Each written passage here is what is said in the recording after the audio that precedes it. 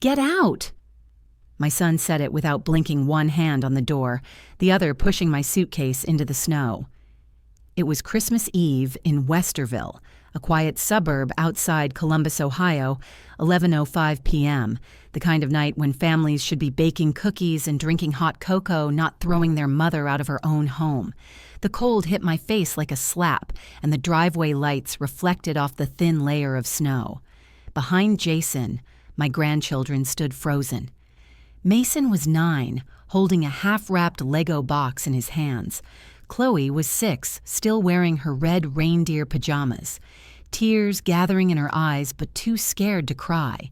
The smell of baked ham drifted from the kitchen window, warm and sweet, a smell that belonged to family, not betrayal. Amanda leaned against the wall with her arms crossed. She had always carried herself like she owned the place, even though the down payment for the house came from me. Her voice carried that icy confidence that only comes from someone who thinks they have already won. Sign these papers, or leave. You are not fit to run a business anymore. You forget things. You repeat yourself. It is better this way. She said it loudly enough for Ted and Marla, her parents, to hear from the living room. Mrs. Carter from next door had stopped by with a tray of cinnamon bread, expecting carols and laughter, not a family betrayal. Amanda snapped her fingers once, impatient. This is a simple choice. Sign or step outside. Jason shoved the folder toward me. Business transfer documents printed on thick white paper. Mom sign. I am your son. I can run Brooks Party and Event Supply better than you. You are 55. You have had your time. His father-in-law Ted shook his head with a tiny laugh that stung more than shouting ever could. Marla whispered to him, not as quiet as she thought. She is just getting old. Happens to women like her. Women like her. I had worked 3 jobs to survive after Frank died, but in that doorway, I was reduced to a joke. I looked at my son carefully, searching his face for the boy I once raised, the child who used to fall asleep in the back of my truck while I worked flea markets in the freezing Ohio wind to pay his tuition. All I saw now was impatience, entitlement, and a greed so loud it drowned every memory of love. I said no. Just one word. No. He did not negotiate. He did not ask why. He pulled the door wide open and pointed outside. Then go. Amanda smiled without warmth. Do not make a scene. Just leave. You are embarrassing yourself. Mason took a step forward, voice trembling. Dad, it is Christmas, Chloe whispered. Grandma, please stay. Jason snapped enough and dragged them back by the shoulders. Mrs. Carter held her cinnamon bread awkwardly and tried to hand it to Amanda, offering a soft, I am sure this is just a misunderstanding. Amanda smiled politely and said, no misunderstanding. She needs to go. Her voice was sweet enough to hurt more than if she had screamed. When Mrs. Carter stepped back, I saw the moment pity crossed her face. Not pity for me. Pity for the children watching their father throw their grandmother out into the cold. Jason muttered to Ted, well, at least we can have a peaceful Christmas now, as if I had been the problem, as if the house built with my money suddenly belonged to everyone except me. Any mother watching this would feel that slap. I should have cried. I should have begged. Any other mother might have. But I did not. I straightened my coat, slipped my phone from my pocket, and without raising my voice sent a message to my attorney, Daniel Ortiz. 3 words. It happened. Amanda thought she had won. Jason thought I was too old, too soft, too broken to fight. As I bent down to pick up my suitcase, my fingers brushed the pocket of Jason's jacket hanging on the entryway bench. Inside was the corporate phone, SIM card, the one Amanda told him to carry until the transfer cleared. They should not have left it there. I slipped it into my coat. Silent revenge can begin with something as small as a piece of plastic. Jason slammed the door behind me. The lock clicked and the Christmas wreath shook from the force. Snow crunched under my boots as I walked down the driveway, every step loud in the silent night. I did not turn back. If I had, I might have broken. Instead, I breathed in the sharp winter air and lifted my head. Inside their warm house, I heard muffled voices, the clink of glasses, someone turning up Christmas music to cover what had just happened. But the neighborhood had seen, the grandparents had seen, the children had seen. A family conflict turned into public humiliation in less than a minute. I reached the sidewalk and stopped beneath the white glow of the LED icicle lights hanging from their roof. Most people would think this moment was the end of everything. A mother alone in the snow, shoved aside like a burden. But they did not know me. They did not know what it takes to build a business from nothing. They did not know what a woman learns when she survives heartbreak, widowhood debt, and years of sacrifice. I felt something shift inside my chest. Not sorrow, not fear. Steel. If you have ever been pushed out by the people you loved the most, then you understand. I stood there with snow settling on my hair and whispered to myself, this is not defeat. This is the beginning. Because tomorrow morning my son would receive a gift he would never forget. Justice knocks too.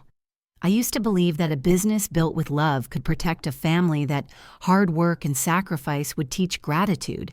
But the truth is that receipts do not lie. And sometimes the very people you lift up are the first ones to push you down.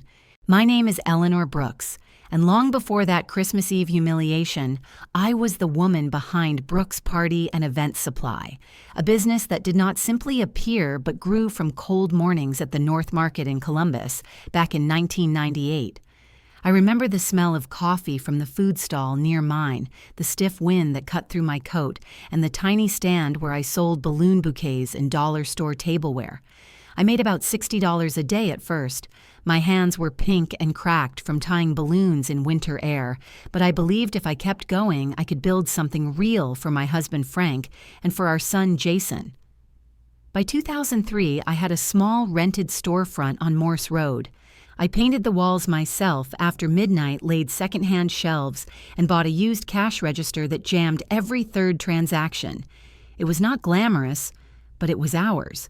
When Frank died in 2009 from a sudden heart attack, I stood in that store surrounded by boxes of confetti and paper lanterns and wondered how life could fall apart so quickly. Jason was 15 then. I promised him that nothing would change, that I would keep the store running, that he would finish school and go to college, that he would not lose the life his father had worked so hard for. I kept that promise with paid tuition $1,200 a month for 4 years, almost $58,000 total when you include books and fees. When he graduated, I surprised him with a used pickup truck that cost $11,400. I remember his smile that day. He hugged me hard and said I was the strongest mom in Ohio. That was the boy I raised. Before Amanda, in 2015, Jason married Amanda Nelson, a bright woman with polished nails, expensive perfumes, and a family that believed real success came from offices and degrees, not warehouses and balloon pumps. At first, I welcomed her warmly. I helped pay for flowers at the wedding, $42,000 after discounts and vendor trades. I thought it was love. Amanda said thank you with glossy lips and perfect photos, but not long after she made a joke in front of her parents about me being a balloon lady. A balloon lady, as if the business that kept her husband fed and educated was something to laugh at. I brushed it off. Families need time to blend. By 2018, the business had grown. We supplied event decor for schools, churches, small wedding planners across Columbus and Gahanna. I opened a warehouse near Gahanna, hired part-time help, and put Jason on payroll as manager. We had slow months, chaotic holiday rushes, and more than once we worked until dawn to deliver for a client. I thought my son saw the work behind the success. I thought he respected it. He did not. Amanda planted little seeds of dissatisfaction. Why are you still working for your mom? You could run this whole place without her. She forgets things. She repeats herself. Soon those seeds grew. Jason rolled his eyes when customers mentioned how long I had been in business. He avoided being seen at craft stores with me. He stopped bringing his friends to the warehouse. I caught him once shaking his head when someone asked if his mom was the Brooks in the company name. Shame grows quietly like mold invisible. until it stinks up everything. I ignored the comments until I could not. In early 2025, Jason asked if I ever thought about retiring. Not gently, not lovingly. He asked it like a business offer. Amanda stood behind him nodding. I told him I still loved my work. I told him I was not done. They told me I was stubborn. They told me the business needed fresh leadership. They told me customers trust younger faces. I reminded Jason of the down payment I gave him for his home.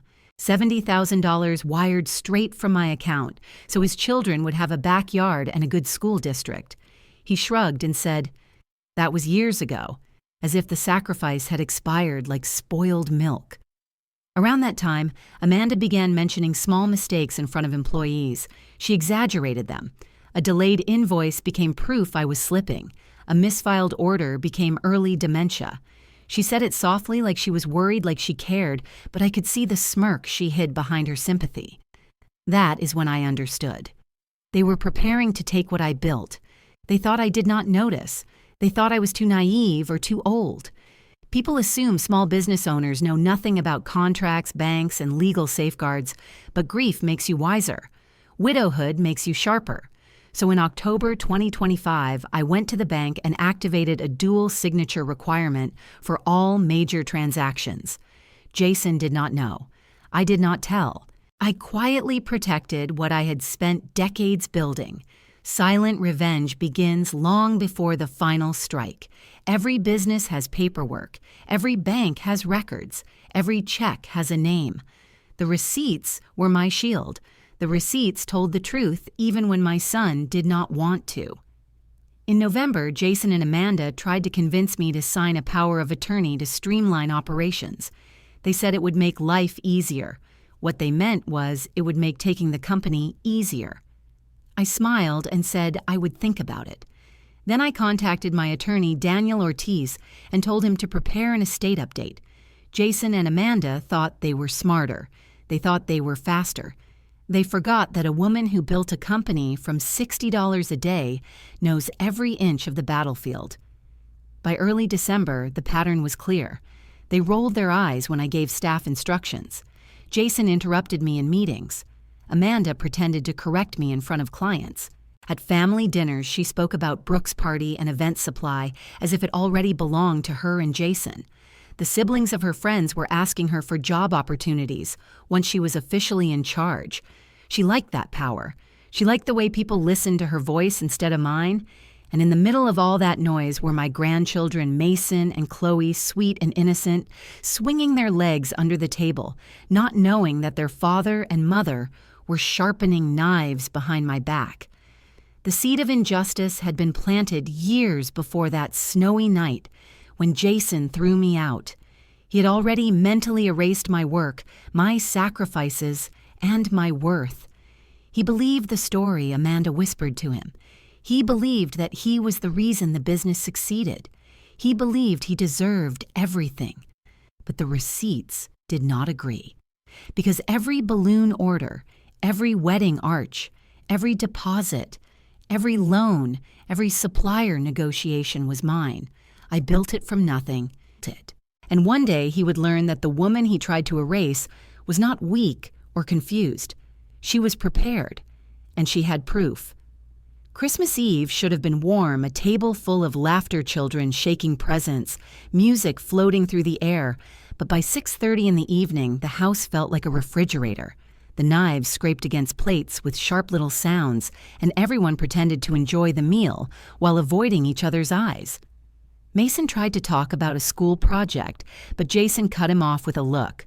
Chloe picked at her mashed potatoes and kept glancing at me as if silently begging me not to say anything that would start another argument. I sat at the far end of the table beside the window and watched snowflakes tap against the glass. The house was decorated perfectly. Garlands on the mantel. Candles flickering, stockings embroidered with names. It was a picture of a happy family, but the happiness was staged. Under the table, Amanda's foot tapped with impatience. She had been waiting for this moment, and I felt it coming like a storm. She set down her fork and smiled sweetly, the kind of smile that could cut flesh without a blade. Mom tells the same stories every holiday. It is like she forgets she has told them before. Early dementia, maybe. The words were loud enough to reach her mother, Marla, and to float down the hall toward Mrs. Carter, who was helping clean dishes from the earlier cookie baking. Silence dropped over the table. My hands tightened around my napkin. It is one thing to be insulted in private.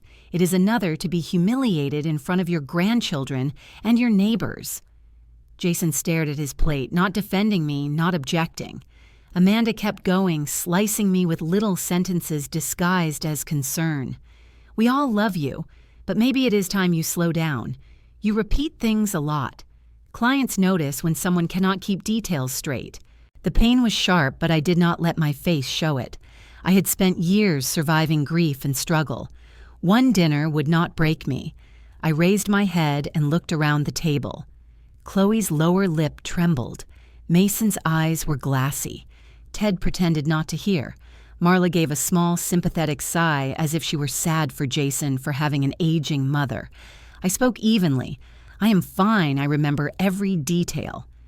Amanda shrugged with fake pity. If you say so.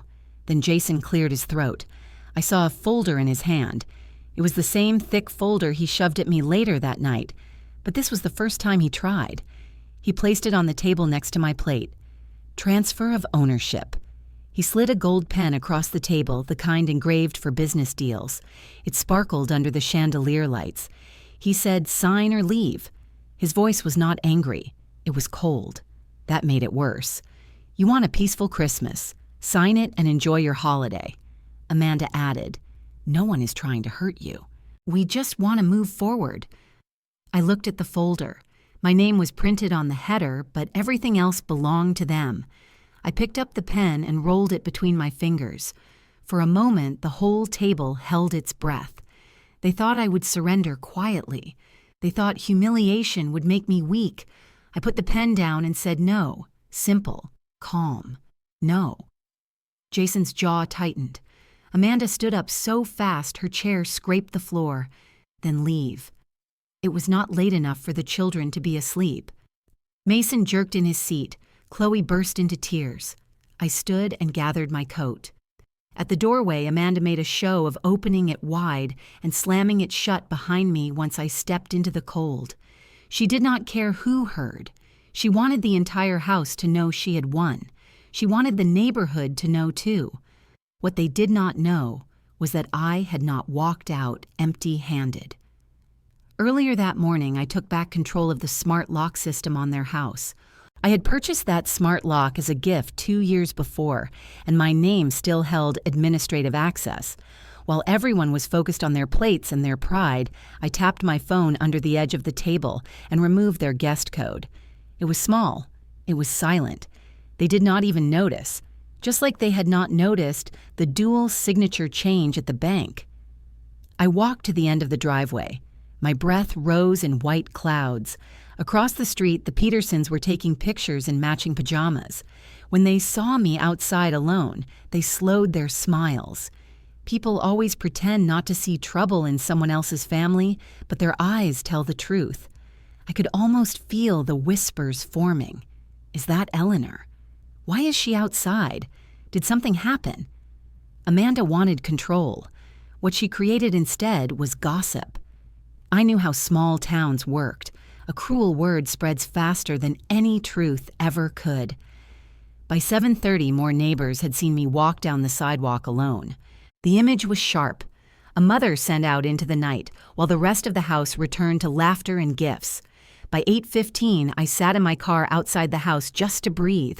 The house glowed with Christmas lights, but the warmth did not belong to me anymore. I checked my phone. No messages from Jason, no apology, no hesitation. Only silence. I started my engine. I did not know then that the next hours would change everything. I only knew that something inside me had changed. Pride had been replaced by something stronger. Resolve. A quiet fire that burned slow and steady. Some people break when a family betrays them. Others rise. And as I drove toward the motel, one thought stayed in my mind. They believed they humiliated me. They believed I was alone. They believed I was defeated. But this kind of humiliation had a long memory. That night, the seeds of family betrayal took root in the neighborhood. The whispers would travel from one porch to another, from one holiday table to another, because betrayal always leaves a trail. Amanda thought she won the first round. She did not know that every cruel word she spoke in front of others was a weapon that would eventually turn against her. She did not know that family karma has a quiet way of circling back. And she certainly did not know that silent revenge is most powerful when delivered without warning. Looking back, the betrayal did not start on Christmas Eve. It did not begin with the slammed door or the transfer papers or the cruel smiles. The real damage began months earlier, slow and quiet like poison in a cup. September of 2025 was when I first noticed small things going wrong at Brooks' Party and Event Supply. Amanda had been helping part-time with suppliers since Jason did not like doing paperwork. She said she wanted to modernize things, and I let her handle a few orders for balloon arches and party backdrops. At first, nothing seemed unusual. Then orders started arriving late. Clients complained about missing colors and damaged boxes. I checked our invoice history and saw our long-term supplier from Cleveland had been replaced by a new company with higher shipping rates. When I asked Amanda about it, she laughed softly and said the old supplier could not keep up with quantity anymore. It sounded believable until I saw the emails. They were polite but strange. Each one mentioned my so-called memory problems. Things like Eleanor forgot to confirm this order, or please excuse the confusion. We are working with an aging owner who sometimes repeats requests. None of those words came from me. None of those complaints existed. They were invented. It felt like being erased from my own company while still standing inside it. That was gaslighting in its purest form, a small and steady effort to convince others that I was confused, unstable, and too old to run my own business. In October, I realized Jason had started sharing our price list with Party Galaxy, a competitor in Columbus. One of our school clients sent me a screenshot of a message from a Party Galaxy manager. He was asking why our prices jumped and why certain products matched theirs exactly. That was the moment my stomach dropped. Price lists are sacred. They are the backbone of a business. If a competitor knows your numbers, they know how to undercut you. When I asked Jason why he had shared them, he shrugged and said collaboration is normal. He said everyone does it. But I saw the truth. He was positioning himself as the real owner. He thought if he connected with big stores, he would prove his value and take over. Amanda encouraged him in every conversation. She whispered that I did not understand the industry anymore. She told him that the business world belonged to the young. I would walk into the warehouse and hear her voice floating from behind closed doors. She talked to Jason like he was a king waiting to inherit a kingdom. She told him not to worry about me, that I would step aside soon. The poison spread through small actions and sneaky words. In November, I noticed the 529 education plan for Mason and Chloe was short, almost $4,800. I kept that account carefully for years because I wanted my grandchildren to have a chance at college without the debt that had crushed so many young people. When I checked the withdrawal history, I saw a transfer marked as temporary loan. Jason insisted he had only borrowed it to fix the truck and would put it back. Amanda said with a shrug, "It is all family money anyway." But it was not. It was money meant for the children. It was money from my hands and my work. Jason did not apologize. He acted like I was being dramatic. Toxic family betrayal never begins with a screaming match. It begins with entitlement inch by inch until they believe everything belongs to them. Around the same time, suppliers began calling me instead of emailing. One of them sounded embarrassed. He said Amanda kept mentioning I might not remember details and that he should always double confirm with Jason. The words left a cold ache in my ribs. She was building a story that I was incompetent. She was planting it in the minds of clients, vendors, and neighbors. And Jason believed her. He looked at me differently. He questioned every decision. It was like watching someone I raised disappear. By December, I understood what they were doing. They were preparing the ground so that when they took the company from me, no one would be surprised. They did not want to just steal the business. They wanted people to think I gave it up because I was not capable anymore. That was the gaslight. That was the slow poison. Yet what they did not know was that I had been preparing too. On December 10th, I set up a private email rule that automatically saved every message containing the words transfer or guardianship or memory into a secure cloud account. Every insult they wrote, every fake apology, every email that blamed me for their mistakes, the cloud held the truth. Silent revenge is not loud. It is not dramatic. It is patient. It waits, and then it hits exactly where it hurts. There was another detail they never noticed. Suppliers began copying me on every invoice. That was not an accident. I called them quietly one by one and told them I needed transparency. If Amanda was speaking on the company's behalf, I wanted proof of her words. Some suppliers were kind. One said, "We figured something was going on, Eleanor. We just wanted you to know." The hurt almost took my breath away. Even strangers could see the betrayal forming. Jason and Amanda continued their performance. They walked into the store like they owned it. They made plans for expansion. They spoke about rebranding. Amanda bragged to her mother that soon everything would be under her name. She told her friends they were modernizing the business because the older generation could not keep up. But every one of those words was recorded somewhere in an email or a message. They left a trail of evidence without realizing it. I watched them closely and learned something important. People who steal think they are clever. They think they move in secret. They forget that money has tracks and numbers never lie. The 529 plan had tracks. The price leak had tracks. The orders manipulated with stories about my memory had tracks. By the middle of December, I had a folder filled with proof that my own son and his wife were slowly choking the life from my business. The betrayal did not just sit in my chest, it carved a space for something else: resolve. I was not a woman who screamed or slammed doors. I was not a woman who threw things or threatened revenge. I was a woman who built everything with patience and logic and long nights, and I would protect it the same way. That was why the cloud folder mattered. That was why the bank paperwork mattered. That was why the receipts mattered. They had no idea that the quiet woman they mocked was collecting everything. They had no idea how close they were to losing the world they thought they controlled. Family betrayal is a fire, but justice can be a colder thing. Justice does not shout, it waits. And in December of 2025, justice was quietly lining up on my side, piece by piece, email by email, receipt by receipt.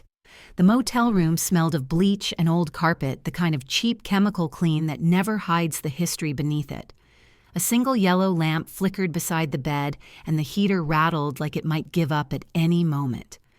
I sat in Econo Lodge room 214 with my suitcase at my feet and my coat still on because the air felt too cold to remove it. My phone showed the time at 11:50 on Christmas Eve.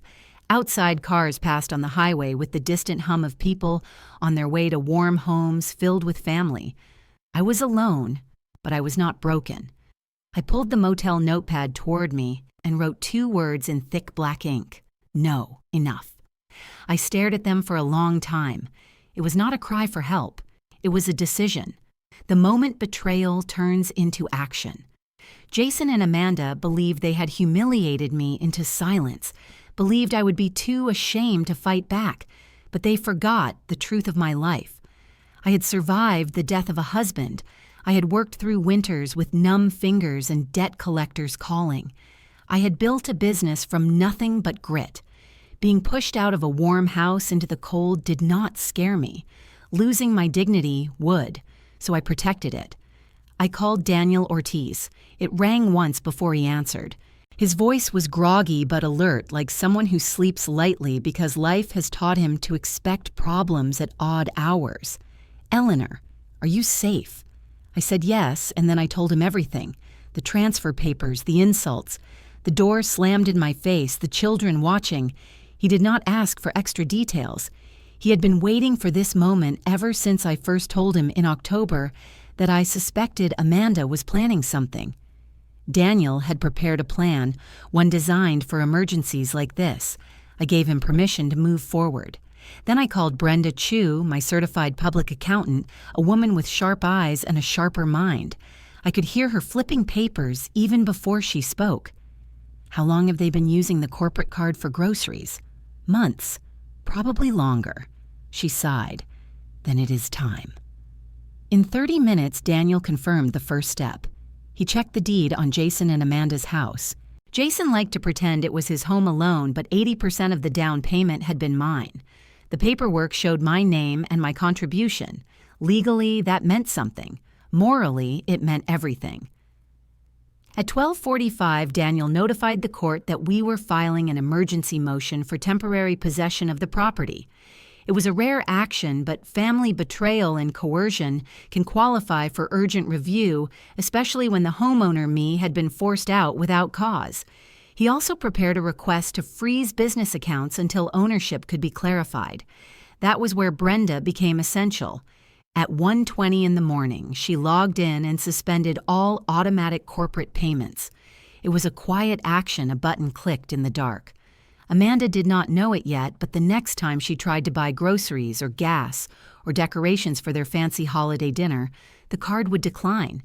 That was silent revenge, not loud, not dramatic, but sharp like glass underfoot. Daniel drafted an affidavit outlining coercion, financial abuse, and displacement of the legal owner. He did not use angry language. Lawyers prefer facts. The facts were brutal enough. I had been removed from my own property. I had been pressured to sign ownership documents. There was written evidence of gaslighting and false claims about my memory. There were financial irregularities, including a short 529 plan and unauthorized use of company funds. One by one, the pieces formed a picture, and the picture showed something ugly. Not a family disagreement, not a misunderstanding. Abuse, legal abuse, financial abuse, elder abuse. These words are heavy in a courtroom, and they matter. At 1:55, Daniel submitted the emergency motion electronically to the Franklin County Court. He told me to try to sleep. I could not. The heater kept coughing out bursts of warm air, and I watched the ceiling where water stains had dried into brown rings. I expected to feel sadness. I expected tears. They did not come. Instead, I felt a calm I had not known in years. Revenge did not start with anger. It started with paperwork, with lawyers, with dates and signatures, with the truth written down so clearly that no judge could ignore it. At 2:15, Brenda texted me a screenshot. All corporate auto payments were halted. Amanda would wake up in the morning believing she still controlled every part of my business because she was used to taking without permission. She would pick up her phone and try to order brunch groceries with the card. She would smile proudly in front of her parents, believing she had won, and the card machine would say, "Declined." That thought did not make me cruelly happy. It made me steady. Justice and money revenge often work quietly. They do not need shouting or slamming doors. They need timing and proof. In that motel room, I set my phone on the table and lay back against the stiff pillows. The world outside was still wrapped in Christmas lights, but mine was a battlefield lit by a single lamp. People imagine revenge as fire. They imagine screaming and dramatic confrontations. But real justice is paperwork and patience. Real justice is a locked bank account and a frozen asset. Real justice is waking up in the morning to consequences you never saw coming. I closed my eyes for a moment. I remembered the look on Jason's face as he pointed to the door. I remembered the sound of Chloe crying. I remembered the little laugh from Ted, the whisper from Marla about women like me. Those memories did not make me weaker. They hardened something inside me. When the world tells you that you are nothing, you either fall or you rise. I chose to rise. At 2:10, I sat up again and looked at the motel notepad with the words I had written. No, enough. I added another sentence beneath it. Tomorrow is mine. Outside the motel window, I saw a truck pass on the road, its tires kicking up snow. Somewhere in that moment, Amanda slept peacefully, believing she had control. Jason believed he was the king of a business he never built. They would learn the truth, not through violence or screaming, but through the law, through receipts, through the very system they tried to manipulate in secret. I slid the motel pad into my purse. That small act felt like the beginning of a new story, a revenge story written with dignity and precision. When I finally turned off the lamp and lay in the cold room, I was not afraid. I was ready. Justice had been set in motion overnight, and by morning the first cracks would appear. They had stolen enough. They had lied enough. They had humiliated me enough. And now it was my turn. I woke before dawn on Christmas morning, not because of excitement or tradition, but because my mind was already working through every detail of the plan that had been set in motion.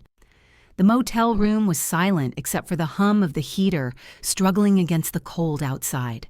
My phone showed 6:40 in the morning when Daniel texted that the court clerk had acknowledged our emergency motion. It felt unreal.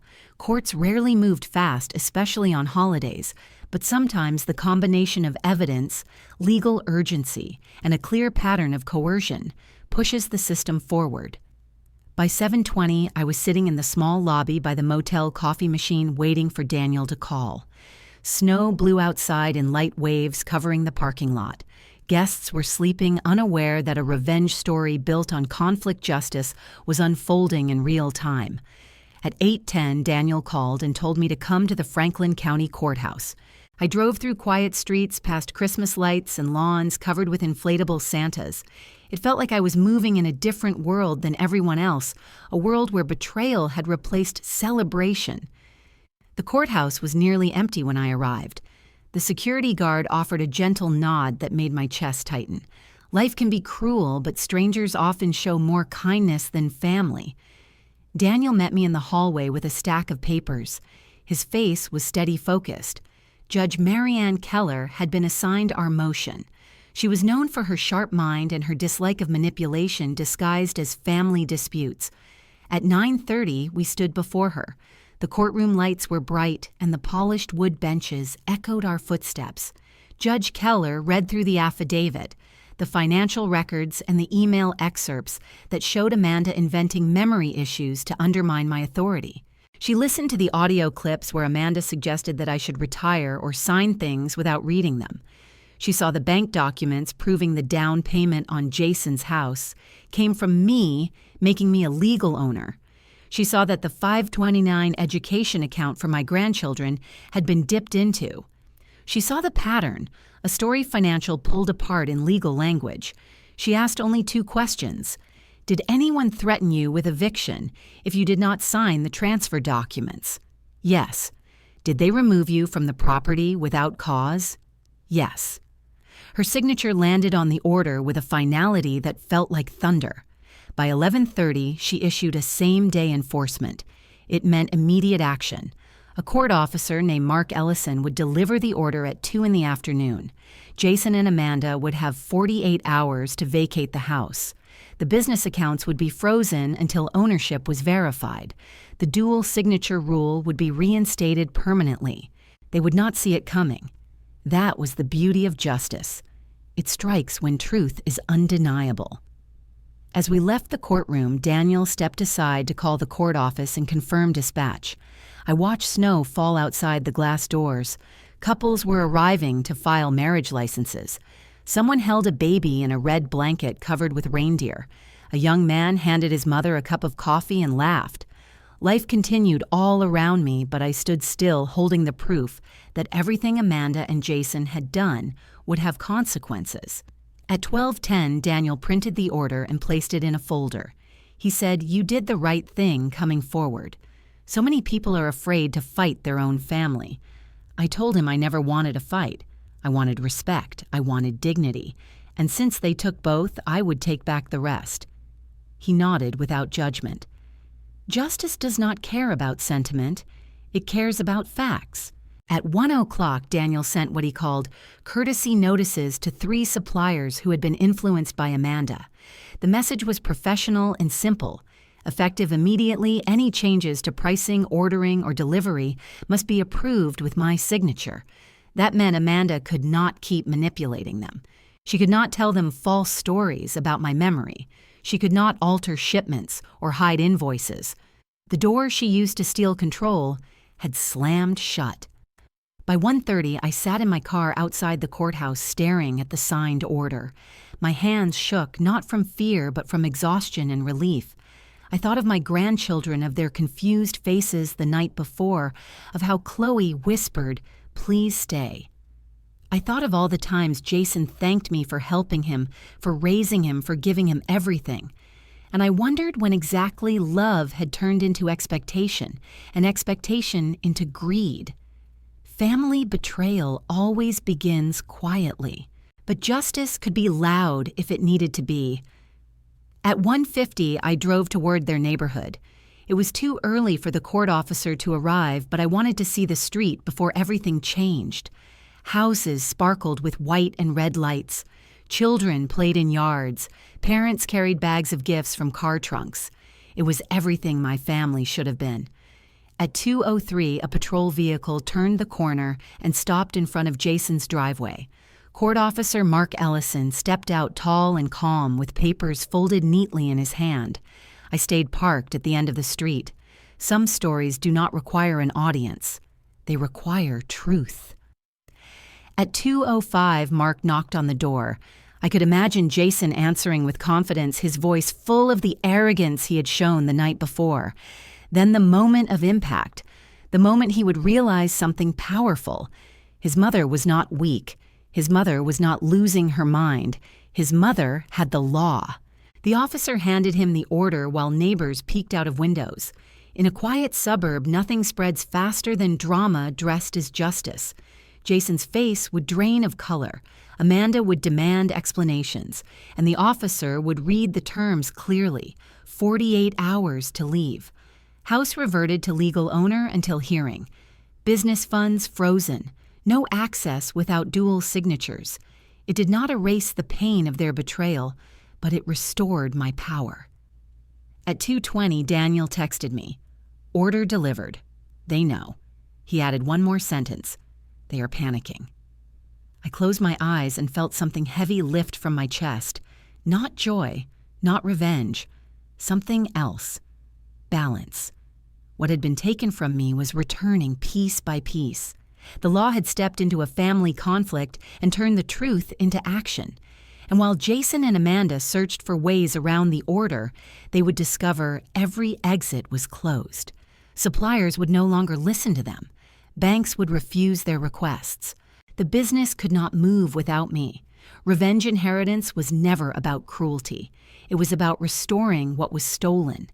And on Christmas Day, the law had written my name back where it belonged. At 2:07 in the afternoon, the doorbell rang, and the sharp knock followed 3 even raps that cut through the Christmas music inside the house. Jason opened the door with the easy confidence of a man who believed the world belonged to him, but the sight of Court Officer Mark Ellison holding a folded order took the color out of his face. "Good afternoon," the officer said calmly. "I have a same-day order issued by Judge Marianne Keller." He read the terms in a steady voice while Amanda appeared beside Jason and demanded to know what this was, who had filed it, and why anyone would come on Christmas Day. Jason tried to interrupt twice, but Ellison continued. Temporary possession returned to the legal owner. 48 hours to vacate the premises. Business accounts frozen pending verification. Dual signature is required for any movement of funds. Amanda threw up her hands. "This is harassment. You cannot do this. You cannot evict a family on Christmas." Ellison stayed calm and repeated the judge's language. "This is not an eviction. It is a restoration of possession to the legal owner based on credible evidence of coercion and financial abuse. If you have counsel, you may contact them." The words landed like stones. Behind the couple, Mason and Chloe stood near the stairs in their pajamas, small bodies half hidden by the banister. Mason clutched the rail and swallowed hard. Chloe held a stuffed reindeer to her chest. The house that had been loud with holiday cheer went thin and brittle, the way a room feels after a glass breaks. Marla and Ted came down the hall and stopped when they saw the officer. Marla put a hand to her mouth. Ted stiffened and looked away. The neighbors had already begun to notice. Curtains trembled as faces pressed to the glass. In quiet suburbs, nothing spreads faster than a change in status. One moment you are the family hosting Christmas. The next you are the story everyone repeats. The Ring camera above the door recorded all of it, the officer reading the order. Amanda shouting, Jason paling the neighbors, peeking through their curtains, and 2 children shaking at the sight of their father, unable to control what stood on his porch. When the officer finished, he handed Jason a copy of the order. Jason stared at the paper like it might burn his hands. Then he stepped back and shut the door halfway, leaving it open enough to show uncertainty. In the silence that followed, I felt my phone vibrate in my coat pocket. I was parked at the end of the street engine, off watching the roofline of my son's house through the thin winter branches. Jason's name flashed on the screen. I answered and said hello. His voice was tight. What did you do? How could you do this? It is Christmas. I kept my voice even. I protected what I built. You threw me out of my own house last night. The law saw that and responded. He tried to sound indignant and older than me, but it came out frantic. You cannot embarrass me like this in front of everyone. This is our home. I paid for this home, I said quietly. My down payment is on the deed. And when you tried to take the business, you forced me to defend myself. Mason and Chloe are here, he said as if children erase the facts. I know. They also watched you push their grandmother into the snow. He had no answer for that. In the background, Amanda shouted at someone to call a lawyer. Ted muttered that this was ridiculous. Marla pleaded with Amanda to lower her voice. The sound of family conflict filled the line, and then Jason spoke again, smaller this time. What do you want? I told him the truth. 48 hours.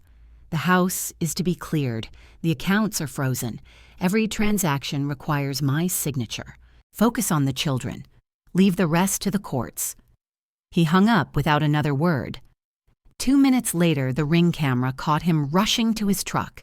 He drove to the grocery store, still in control, in his mind because people who grow used to taking do not understand that a door can shut. He grabbed a cart and piled it with expensive meat desserts and New Year decorations he planned to charge to the business as he had done so many times before. At the register, he slid the corporate card with an impatient flick of the wrist. Declined. He tried again. Declined. He said there must be a mistake. The clerk said there was not. He called the bank from the checkout line while shoppers stared. The bank repeated the terms of the court order. Funds frozen, dual signature enforced. Jason's face changed from angry to panicked. He pulled out his personal card and paid for the bare minimum. Then he drove home with less than he wanted and far less than he believed he deserved. The officer was still parked near the curb finishing his notes. Jason carried in the remaining groceries while Amanda lectured him in a low, furious voice, the kind that cuts deeper than shouting. The grandparents stood by helplessly. The children hovered on the stairs, unsure where to look. This was the first time in years that the balance of power had shifted in my direction, and it happened not in secret, but in full view of everyone. Public exposure was complete.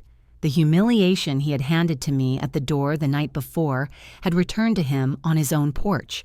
That was betrayal family karma, not mystical or grand, simply the natural consequence of choices made without love or respect. I watched one more scene from my car. Marla walked to the doorway and asked the officer in a brittle voice if there was any way to delay, any way to spare the children the upheaval. Ellison answered with kindness. The order stands. He suggested they begin packing and call a lawyer if they needed clarification. Ted asked if this would be on the news. Ellison said that the court record was public. The Ring camera records would be theirs to manage. Amanda said she would post the video to prove harassment. Ellison said the video showed a lawful service. She said nothing after that. By 3:00, the story had already reached the corners of the neighborhood. A woman pushing a stroller paused on the sidewalk and turned back to look at the house. 2 teenage boys slowed their bikes. The Petersons across the street whispered on their porch. Not loud, not cruel, just watching. That is what shame feels like when it sits on your own welcome mat. I sat with my hands on the steering wheel and felt a strange calm. This was revenge emotional, but it was also something sturdier. It was correction. It was gravity, returning to a world tilted by entitlement. It did not soften the ache of what had been lost between mother and son, but it honored the truth. I started the car and drove away. My phone buzzed again with a text from Daniel. Order delivered. Compliance required by 27 December at 2 in the afternoon. I thanked him and put the phone face down on the passenger seat. As the sun lowered, light turned the snow a pale blue. Somewhere behind me, Amanda and Jason were learning what it meant to face consequences. The house that had been their stage for pride became the backdrop for a simple and powerful scene. A knock, a paper, a deadline, a line drawn between what is yours and what is not. The 48-hour clock began the moment the officer left the porch, and you could feel the panic ripple through the house like a draft that could not be stopped. On the afternoon of the 25th, Jason and Amanda moved in frantic circles, opening closets, yanking boxes from the garage, arguing in low voices that still carried down the hallway. The first sign of the new reality came within minutes. Jason checked his phone and saw payroll was temporarily suspended, the bank portal showed frozen funds, and an email from the supplier in Cleveland sat in his inbox with a line that read, "Owner approval required." He forwarded it to Amanda with 3 short words. "Did you do this?" She did not answer because in the kitchen, she was trying to pay for last-minute groceries ordered with the corporate card for a curbside pickup, and the app flashed, "Declined." She threw her hand at the screen like she could push the word away. The world had been soft for them for a long time, softened by my savings and my kindness. Now every corner turned hard at once. On the morning of the 26th, I returned to the property with Daniel's letter in my purse and the court order in my coat pocket. The air was cold and clean, a sky washed pale by winter sun. I walked up the path that I had paid to landscape and rang the bell. Jason opened the door without meeting my eyes. He stepped back and let me enter without a word. The living room looked like a packing station, boxes half full, coats thrown over chairs. The tree still stood in the corner, but the lights were dark and would stay that way. Christmas had ended in this house the moment I was pushed into the snow. I looked at the wreath and thought about how quickly family joy can be replaced by family consequence. I told Jason calmly that a locksmith would arrive within the hour to replace the deadbolt and reset the smart lock codes. It was a lawful step under the order, and it was necessary. Amanda muttered that it was dramatic. I ignored her. The locksmith worked quickly and efficiently. He did not ask questions.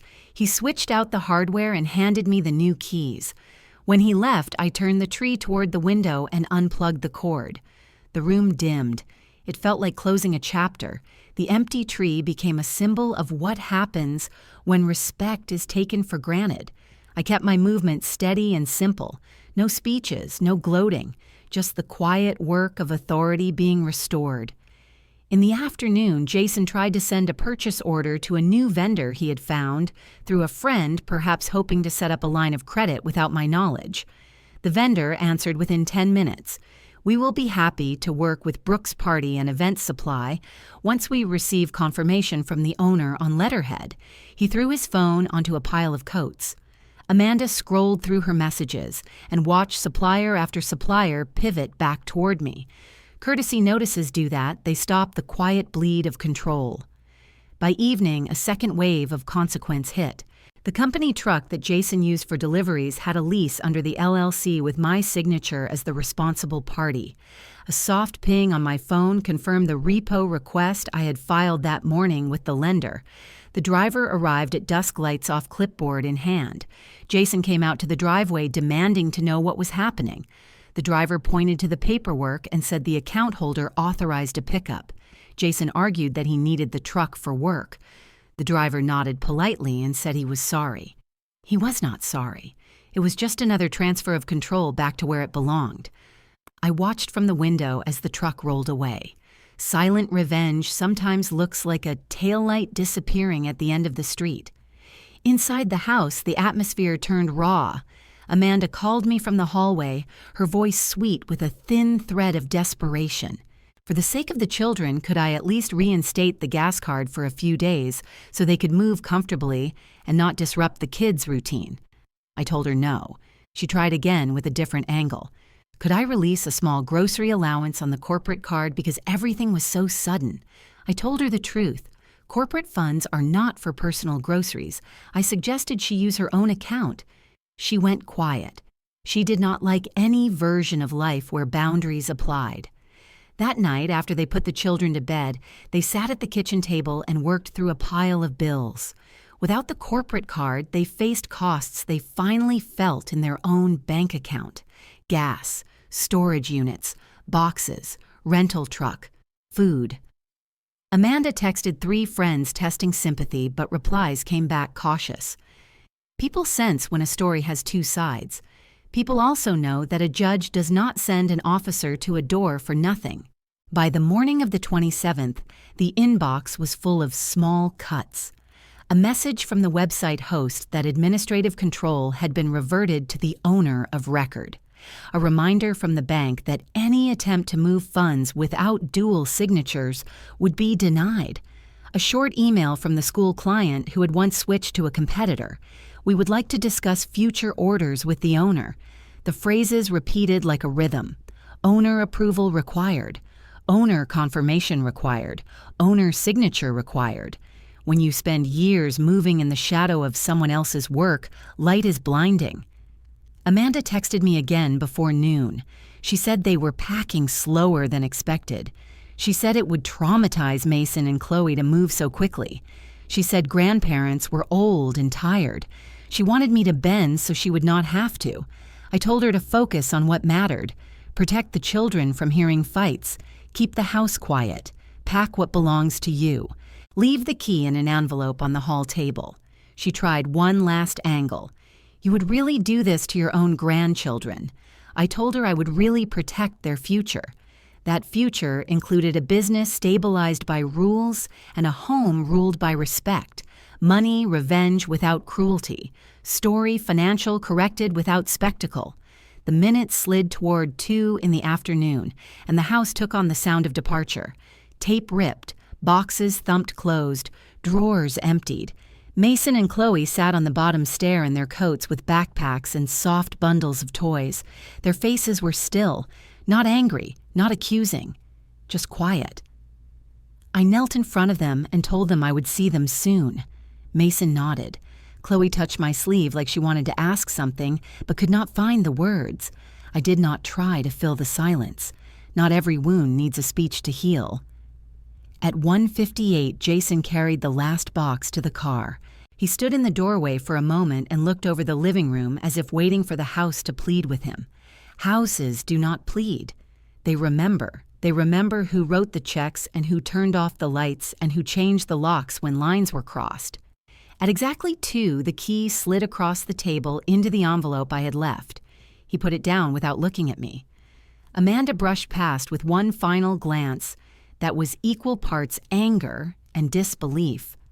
Entitlement rarely understands a closed door until it hears the latch. I walked them to the porch. The yard was quiet. The neighbors did not watch openly this time, but I could feel their eyes behind curtains. No one cheered. No one clapped. Conflict justice is not a parade. It is a boundary restored. When their car pulled away, I went back inside and stood before the tree. The ornaments were gone. The branches looked bare and gray against the window. I left it standing without lights, an empty tree in a clean room, the perfect picture of an ending that needed to happen. In the kitchen, I wiped the counters, put the new keys in a drawer, and placed the court order in a folder. The house exhaled. For 2 days, every door had closed on Jason and Amanda, and every door had opened for me in the way that mattered most: authority, safety, peace. The immediate pain was real, but so was the repair. Boundaries once erased were lines again, and while they drove to a smaller rental and called friends for help and felt the burn of costs landing on their own shoulders, I brewed a cup of tea in a quiet home and watched the winter light move across the floor. This was not triumph. This was balance. On the morning of December 28th, the house was silent and mine again, but the work of repairing what had been damaged was only beginning. I met Brenda Chu at the office of the CPA firm where she worked a neat space in downtown Columbus, with gray carpet and a small artificial plant that leaned toward the window. Brenda was patient and methodical, the kind of accountant who believed numbers told the whole truth when people refused to. She had already begun a forensic review of every invoice, wire transfer, and petty cash request tied to Brooks' party and event supply. By the afternoon, she called me into her office and rotated her laptop so I could see a column of suspicious payments. $9,600 scattered across 6 months, listed under Decor Consulting, paid to a small local vendor with no physical address and no proper tax identification. Brenda said calmly that the payments went to a personal account belonging to Amanda's cousin. The invoices were dressed up with vague descriptions like floral balance adjustment and additional decor hours. None of those services ever reached the store, not a single receipt or signature from a customer. It was skimming small enough to hide under normal business motion, but large enough to show intent. Brenda leaned forward and said the pattern began soon after Amanda convinced me to give her access to vendor relations. It was a cold moment, quiet but sharp. Story Financial does not need drama to feel like betrayal. Numbers alone can cut. I asked what our options were. Brenda said the cleanest path was documentation, preservation of evidence, then consultation with Daniel about civil recovery or a criminal referral. She did not push for prosecution. She simply showed the facts. Facts were enough. That afternoon, Daniel listened to the findings through speakerphone. He took notes and said he would prepare a demand letter, not to file immediately, not to escalate, but to place on the table like a silent threat. At 6 that evening, he emailed a draft. It outlined the financial breaches, the false invoices, and the total amount taken. It warned that any further misuse of funds would result in a civil claim and, if necessary, a referral to the county prosecutor for financial misconduct. He copied the letter to the family's attorney and to Amanda's personal email. He did not send it to Jason. He knew that silence can be louder when someone is already sinking. The letter was not submitted to court. It never needed to be. It sat in a folder waiting like a key that could turn at any moment. That was silent revenge in its cleanest form. The next twist arrived 2 days later when one of my staff forwarded a video clip from a school PTA fundraiser in early December. The staff member sent it with a short message. "You should see this." In the video, Amanda stood at a decorated table explaining balloon arch pricing to a PTA parent. Her tone was smug, confident. She leaned in close and whispered, "We will have the store soon. Eleanor is tired and ready to hand things over." The words hit me harder than the eviction. She had been rehearsing her victory in public. She had spoken as if my life's work were a prize already bagged and carried home. It showed entitlement deeper than arrogance. It showed planning. Seeing the clip, Brenda ran the numbers again and found that the skimming lined up with Amanda's most confident months. Betrayal often overlaps with celebration. People steal most boldly when they think the door is about to close behind them, locking their prize in. Daniel asked if I wanted to forward the demand letter immediately. I told him no. Holding it was better. Let Amanda know it existed. Let her feel the weight of consequences without giving her the release of resolution. Let her understand that every step she took might land her deeper in legal trouble. Conflict justice does not require shouting. It requires patience. On the 1st of January, I met with the staff at the store. They had been nervous since the events on Christmas. I stood in the small break room and told them what mattered. The business was stable. Supplier relationships were restored. The accounts were secure again. There were no more rumors about my memory or my fitness. The relief was quiet but visible. People like stability. They like knowing leadership has returned.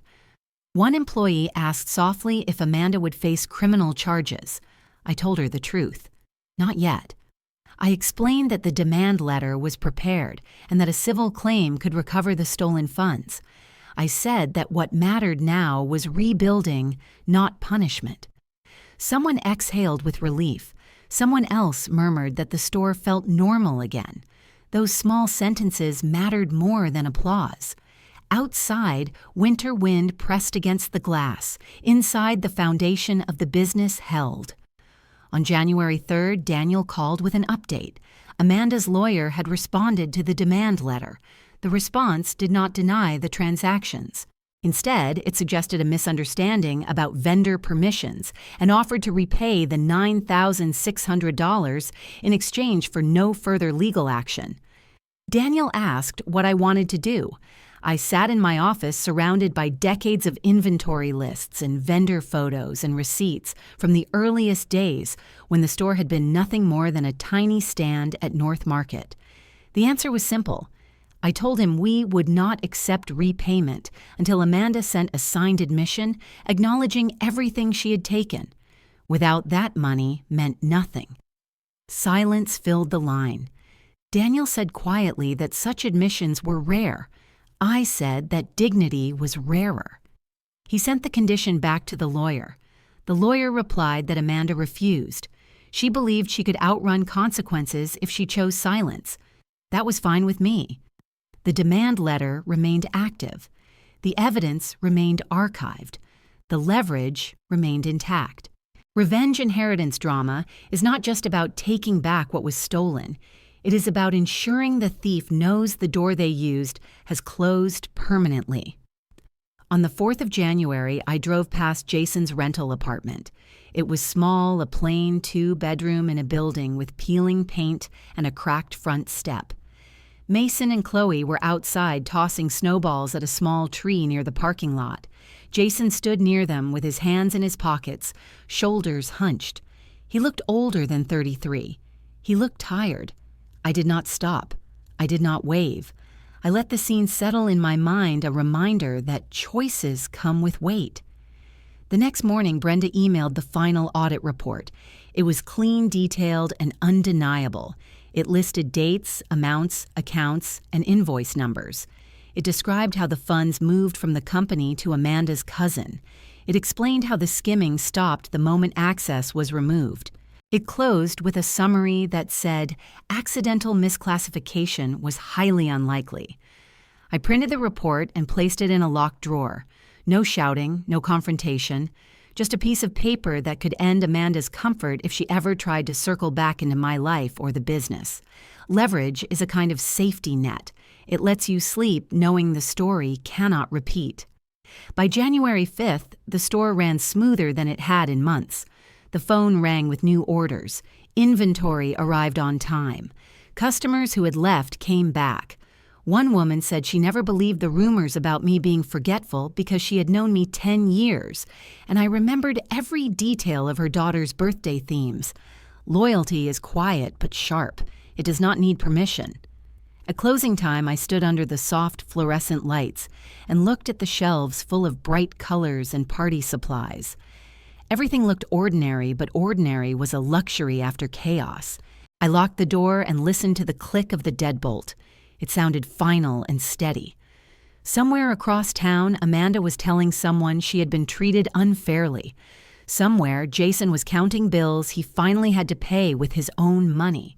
And somewhere, in a digital folder, a demand letter waited calm and patient, like a warning that never needed volume to be understood. On January 20th, the sky over Columbus was a dull winter gray, the kind that makes the morning feel heavier than it should. I drove to a small diner in German Village, a quiet place with red vinyl booths and a bell on the door that chimed every time someone entered. I chose a booth near the back where I could see both the entrance and the window. The server poured coffee and left the pot without asking questions. At 10:05, Jason walked in. He looked thinner.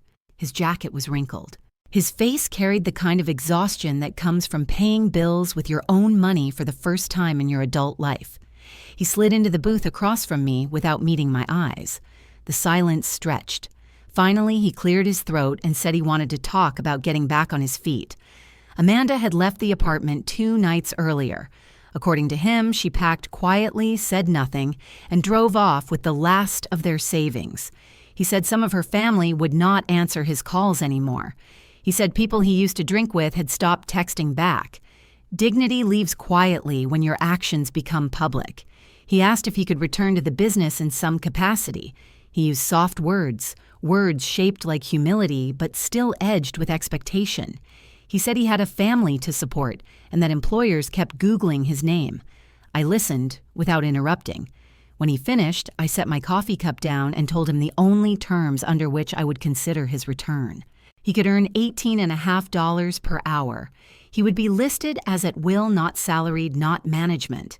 He would work in the warehouse under the warehouse lead, who was 26 and exacting with inventory logs. He would have no company card and no access to financial systems. He would not contact suppliers for pricing or negotiation. All limits would be written into his employment agreement. He swallowed hard. I continued. He would attend 12 therapy sessions weekly paid out of his personal funds because anyone who throws his mother into the snow and tries to steal her life's work has wounds deeper than job training. He stared at the table and nodded once, but I was not done. I told him that every condition was non-negotiable and any violation would mean termination without conversation. His jaw tightened. The server walked by and set down 2 menus. Jason pushed his aside. His voice wavered just a little when he asked if maybe one day he could move back toward co-ownership, maybe earn his way into a leadership role, maybe become the face of the business again. He smiled like a child asking for dessert after breaking a glass. I looked straight at him and said 7 plain words. You do not get the empire. You can earn a shift. The words hung in the air, clean and sharp. That was revenge emotional without cruelty, dignity over money, justice expressed without raising a voice. He blinked and looked out the window. A couple walked past holding coffees and laughing, bundled in scarves and gloves. Life goes on for everyone else. He took a deep breath and said he accepted the terms. He tried to add a condition of his own, something about rebuilding trust, about getting a chance to prove he was more than his worst decisions. I told him trust was not a gift. Trust is work. He said he understood. I could tell he did not fully, but he understood enough to stop asking. The server returned with 2 plates. He barely touched his food. He signed the preliminary paperwork I had brought in a folder. His signature looked smaller than usual, cramped as if the letters no longer believed in themselves. When we stood to leave, he asked if I wanted a hug. I told him not today. Outside, the air bit at our cheeks. We walked to our cars. He turned and said softly, "Thank you for the chance." I nodded once and drove away. In the rear-view mirror, I saw him standing in the parking lot, hands in pockets, shoulders hunched against the cold. That afternoon, I introduced him to the warehouse lead, a calm woman named Teresa, who believed in rules and inventory accuracy. She assigned him to loading duties and made him sign a document acknowledging break times and safety protocols. He did everything quietly. When someone recognized him and whispered in the hallway, he kept his eyes on the floor. He learned the rhythms of work that had once been beneath him. Boxes, clipboards, forklifts, inventory logs, no spotlight, no entitlement. Every time he clocked in, he had to look at the name tag that said trainee.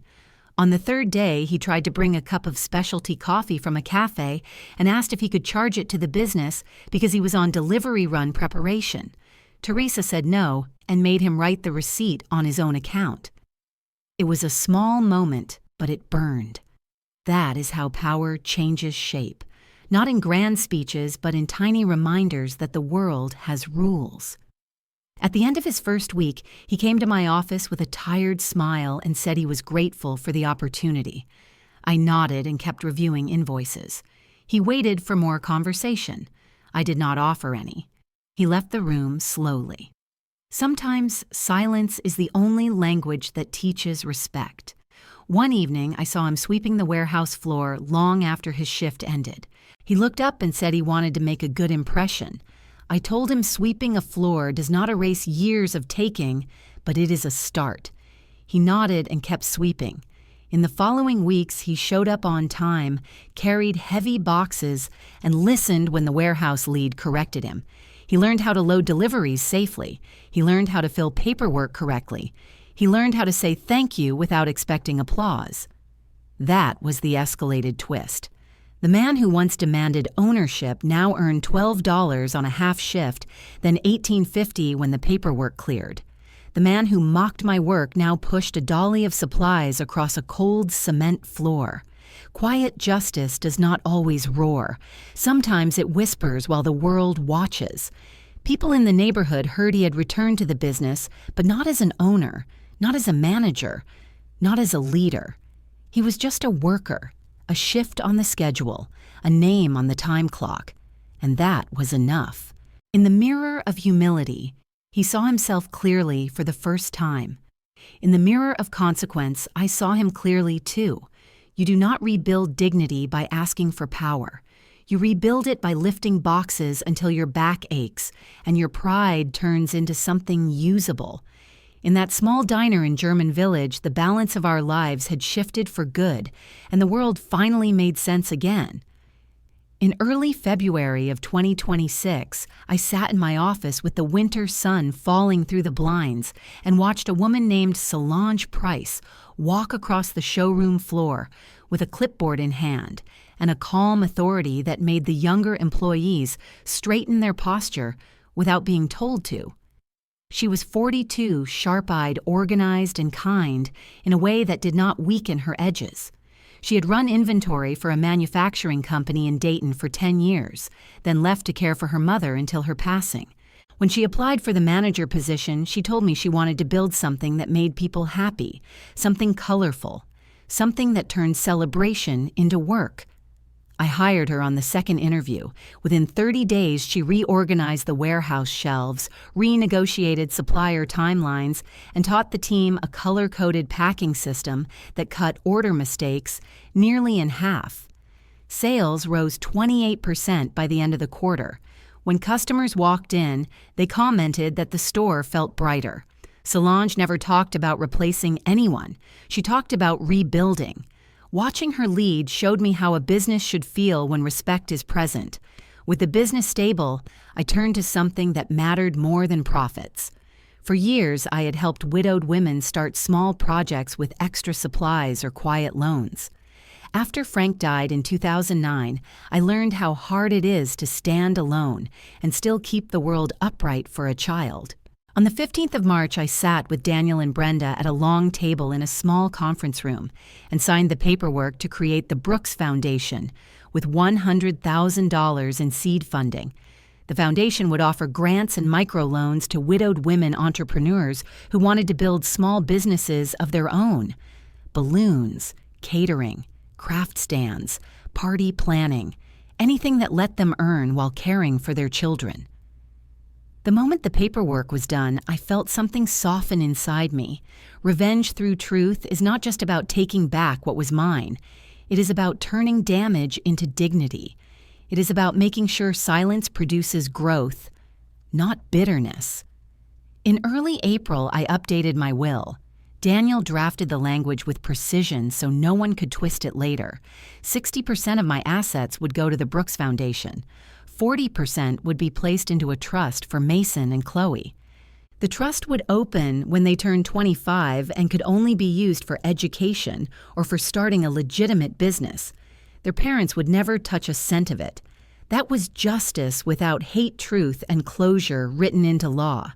Jason would receive a small condo valued around $160,000, but only if he completed the remainder of his therapy sessions and stayed free of misconduct for 2 years. The condition was not punishment. It was a road back to dignity.